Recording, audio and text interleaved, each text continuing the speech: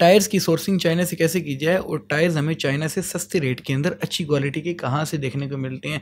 देखिए, सबसे पहले तो ये चीज़ डिसाइड करनी होती है कि आपने सामान लेना किससे है। क्या आपने मैन्युफैक्चरर से सामान लेना है या फिर आपने किसी ट्रेडिंग कंपनी से सामान लेना है। अगर तो आपने किसी मैन्युफैक्चरर से सामान लेना है तो याद रखिएगा, जब आप किसी मैन्युफैक्चरर से सोर्सिंग करते हैं तो मैन्युफैक्चरर आपको डिमांड करता है आपसे। सबसे पहले मैन्युफैक्चरर की डिमांड ये होती है, हमसे आपने बड़ी क्वांटिटी के अंदर सामान लेना है, ज़्यादा सामान आपने खरीदना है। वहीं पर एक तरफ जो ट्रेडिंग कंपनी होती है, ट्रेडिंग कंपनी कहती है कि भाई आप हमसे ज़्यादा क्वांटिटी के अंदर सामान ना खरीदें, आप बेशक थोड़ी क्वांटिटी के अंदर खरीद लें, हम आपको थोड़ी क्वांटिटी के अंदर भी सामान दे देंगे। लेकिन यहाँ पर एक चीज़ है कि मैन्युफैक्चरर का रेट कम होता है, ट्रेडिंग कंपनी का रेट ज़्यादा होता है और अमूमन इन दोनों के अंदर 20 to 25% का डिफरेंस होता है और कई दफ़ा 30% तक भी डिफरेंस आता होता है प्राइसेस के अंदर।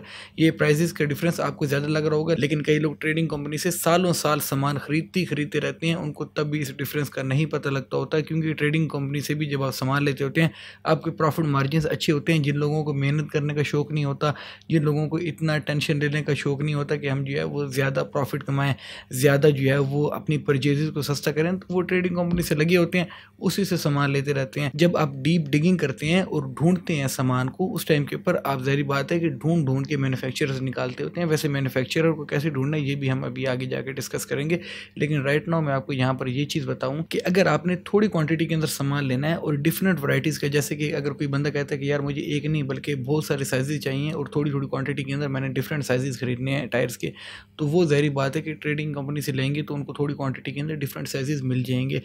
टायरों का जो सबसे बड़ा चाइना का स्टॉकिस्ट है वो शंघाई सिटी के अंदर बैठा हुआ है और शंघाई के अंदर आपको डिफरेंट और भी काफ़ी ज़्यादा ट्रेडिंग कंपनीज मिल जाएंगी जो कि स्पेसिफिकली टायरों के अंदर डील कर रही होंगी और वो आपको थोड़ी क्वांटिटी के अंदर भी सामान प्रोवाइड कर देंगी।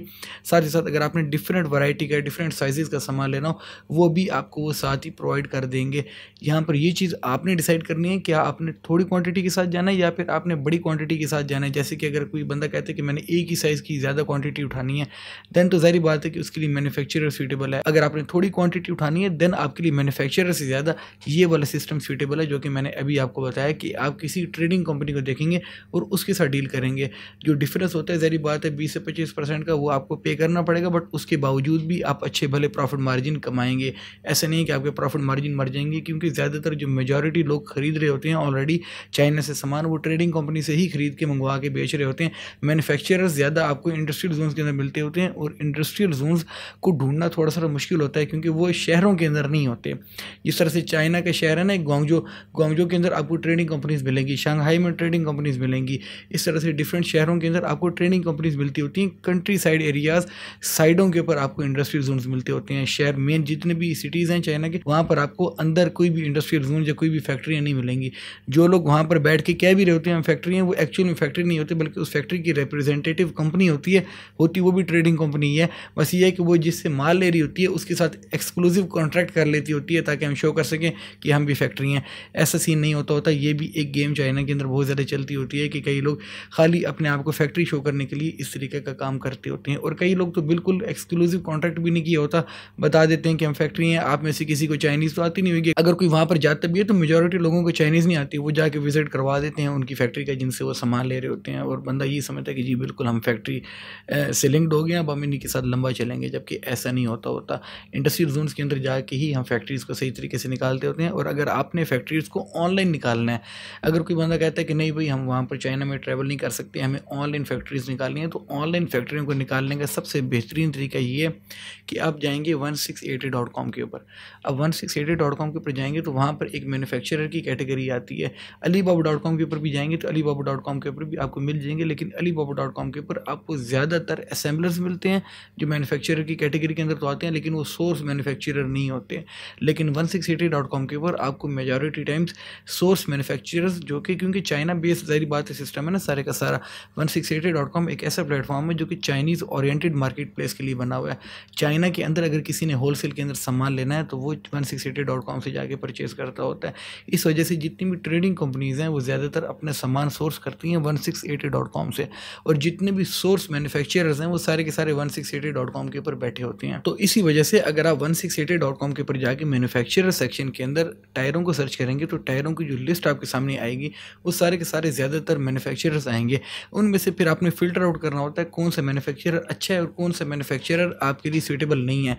ये याद रखिएगा कि हर मैन्युफैक्चरर हर बंदे के लिए सूटेबल नहीं होता और कई मैन्युफैक्चरर्स 1688.com के ऊपर भी इतने अच्छे नहीं होते, बहुत ज़्यादा प्रॉब्लम्स करते होते हैं, कईयों की क्वालिटी अच्छी नहीं होती। वो फिर हम गवर्नमेंट डेटाबेस से भी चेक करते होते हैं कि यार ये जो मैन्युफैक्चरर है, ये जो कंपनी है, ये किस टाइप की है, क्या ये अच्छी कंपनी है भी सही या फिर ये लो लेवल की कंपनी है। हमने सिर्फ काम करना होता है तो अच्छी और हाई लेवल की जो कंपनीज होती हैं उनके साथ काम करना होता है ताकि जिनके साथ हम लॉन्ग टर्म भी चल सकें। जो सबसे पहले मैंने बात की थी ना कि चाइना सोर्सिंग के अंदर हमने ये चीज़ देखनी होती है कि हमने किस तरीके से लॉन्ग टर्म चलना है। किसी भी सप्लायर के साथ अगर हम डील करते हैं तो लॉन्ग टर्म के अंदर आप एक्सक्लूसिव कॉन्ट्रैक्ट भी कर सकते हैं उनके साथ या आप उनके साथ डिस्ट्रीब्यूशन की भी बात कर सकते हैं। वैसे चाइनीज़ कंपनी ज़्यादा डिस्ट्रीब्यूशन सिस्टम के ऊपर बिलीव नहीं करती और ना वो देती होती हैं, एक्सक्लूसिव कॉन्ट्रैक्ट वो कर लेती होती हैं। और ज़्यादातर चाइना के अंदर चलता भी यही सिस्टम है कि आप लॉन्ग टर्म कॉन्ट्रैक्ट कर लेते हैं या तो फिर एक पुराने ज़माने का जो तरीका होता है, एक जो ट्रेडिशनल तरीका होता है कि एक ज़बान की भी एक वैल्यू होती है। एक जो बड़ा बिजनेसमैन होता है उसकी जो वर्ड्स होते हैं जो कि वो अपने मुंह से अदा करता होता है उसकी एक कीमत होती है और वो कीमत जो है उसको अगर आप गिन लें तो ज़ाहिर बात है कि कई लोग सिर्फ़ और सिर्फ अपनी जो है वो ज़बान के ऊपर ही बिज़नेस कर रहे होते हैं और काफ़ी लंबा बिज़नेस कर रहे होते हैं। ये भी चीज़ चाइना के अंदर लंबी चलती होती है कि आपने ये चीज़ देखनी है कि जिसके साथ आप काम कर रहे हैं, जिसके साथ आप डील कर रहे हैं, वो आपके साथ लॉन्ग टर्म चलेगा या नहीं चलेगा। अगर तो वो बंदा आपके साथ लॉन्ग टर्म चलने के लिए तैयार है और आपको लगता है कि यार ये बंदा मेरे साथ लॉन्ग टर्म चलेगा, उसके साथ तो डील आप कर लें, उसके साथ डील आपकी सूटेबल भी रहनी चाहिए और ज़ाहिर बात है कि वो आपको बेनिफिशियल भी रहेगी। अदरवाइज़ अगर कोई आदमी आपको ऐसा लगता है ना कि यार ये मुझे वक्ती तौर के ऊपर तो फ़ायदा दे देगा लेकिन ये लंबा चलने वाला मुझे बंदा लग नहीं रहा, तो वक्ती तौर के फ़ायदे का बिल्कुल भी आपको कोई इतना ज़्यादा जो है वो एडवांटेज नहीं होगा क्योंकि आपने देखना होता है कि हमने किसी तरीके से अपनी सप्लाई चेन बनानी है। सप्लाई चेन के अंदर लॉन्ग टर्म बेनिफिट्स देखे जाते हैं, सप्लायर भी देखता है और कस्टमर भी जो इंपोर्टर होता है वो भी देखता होता है। ज़ाहिर बात है कि आपने भी इसी तरीके को लेके चलना है ताकि आप एक अच्छी तरीके से अपनी सोर्सिंग को फाइनलाइज कर सकें। Well that's all for it दो। अल्लाह हाफिज़, टेक केयर ऑफ योरसेल्फ।